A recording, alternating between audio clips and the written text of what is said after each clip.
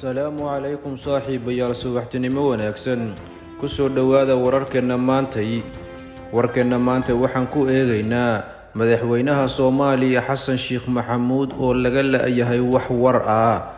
Madaxweyne Xasan Sheekh Maxamuud ayaa 19 bishan aan ku jirno hadda oo ka soo wareegatay muddo 3 beri safar ugu ambabaxay wadankaas iyo Imaaraadka Carabta. Madaxweynaha ayaa safarkiisa ku sheegay inuu qaadan doono 2 beri. Madaxweynaha ayaa sidoo kale watay mas'uuliyiin ay ka mid yihiin Mahad Salaad iyo xildhibaano aad ugu dhow. ila wareedyo aan helayno ayaa sheegaya in madaxweynaha markuu saas uga degay wadankaas iyo Imaaraadka aan wax war aba laga helin.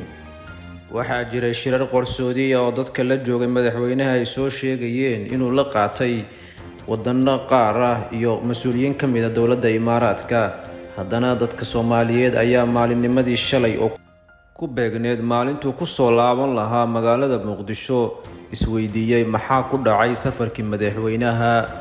wararka la isla dhex wareegayo social media ama baraha bulshada ayaa sheegaya in madaxweyne Xasan Sheekh Maxamuud lagu xiray dowladda Imaaraadka. madaxweyne Xasan Sheekh Maxamuud ayaa sidoo iclaamiyeen agaasimayaashiisa ama boggiisa filla Soomaaliya oo ku soo daabacay inuu safarkiisu qaadan doono 2 beri. haatanna waxaa laga joogaa muddo 3 beriya. waxaa shakiga aadka u weyn shacabka Soomaaliyeed ka sii qaadeen waxaa ka mid ah in madaxweynuhu safarkiisa uusan ku soo daabicin wax xog ah markuu tagay dhankaas iyo Imaaraadka.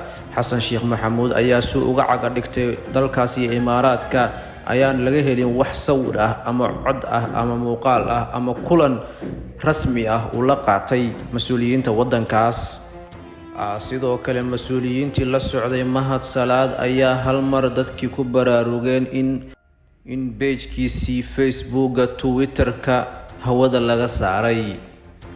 Mahad Salaad ayaa waxaa la sheegayaa in barihiisa bulshada dhan hawada laga saaray. taas ayaana sii badisay shakiga shacabka Soomaaliyeed ay ka qabaan in ayaga dhan lagu xiray wadankaas iyo Imaaraadka.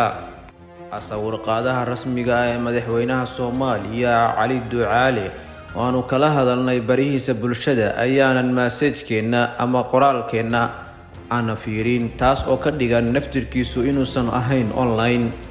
shacabka Soomaaliyeed ayaa walwal ka qaba soona dhigaya baraha bulshada aaway madaxweynaheennii noo soo celiya madaxweynaheennii. dhageystayaal waa naga intaas xogtii degdega ahayd aan ku saabsaneyd safarka madaxweyne Xasan Sheekh Maxamuud ee Imaaraadka oo laga hayn wax war iyo wacaal ah. fadlan haddaad kanaalkeena ku cusub tahay subscribe saar wixii faalo ahna noogu reeb qaybta commentiga. mahadsanidin.